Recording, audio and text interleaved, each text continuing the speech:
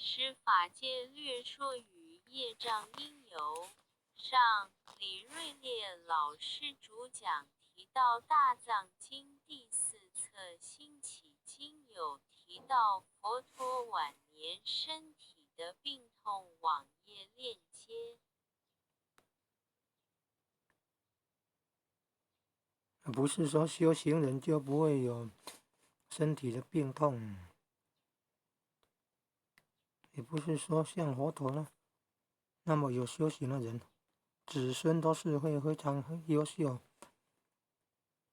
佛陀也有说他有一个儿子下地狱，中国古圣贤圣人的后代也有不好的。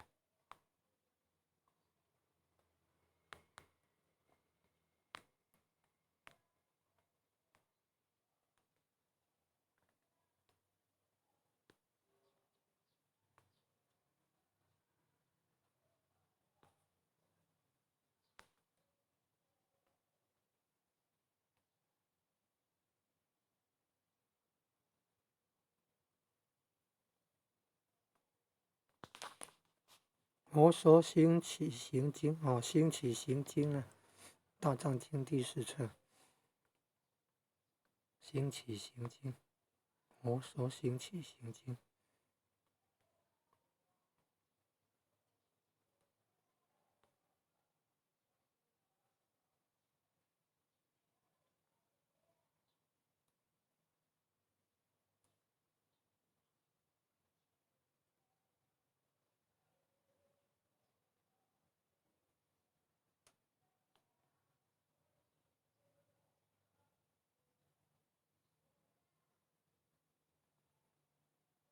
谈到佛陀晚年的身体病痛，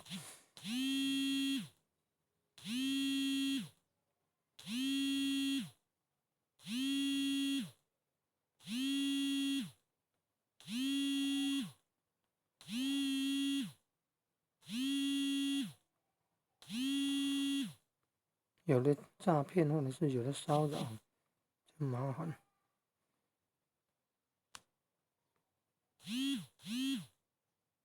有的打电话诈骗说你的身份证被盗领了，你看一听到身份证被盗用盗领，当然会紧张啊。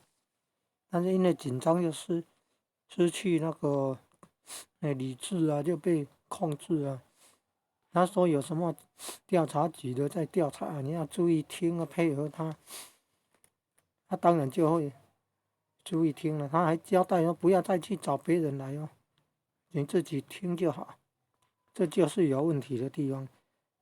然后听了听，叫你要去那个什么，要做什么种种的维护保护，还以为他要教你怎么保护自己，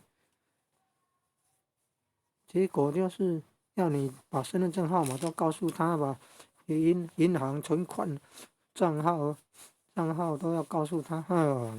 可怕的诈骗的，可怕的诈骗。为什么不能随便乱接电话？有的会假借亲戚，有的假借政府单位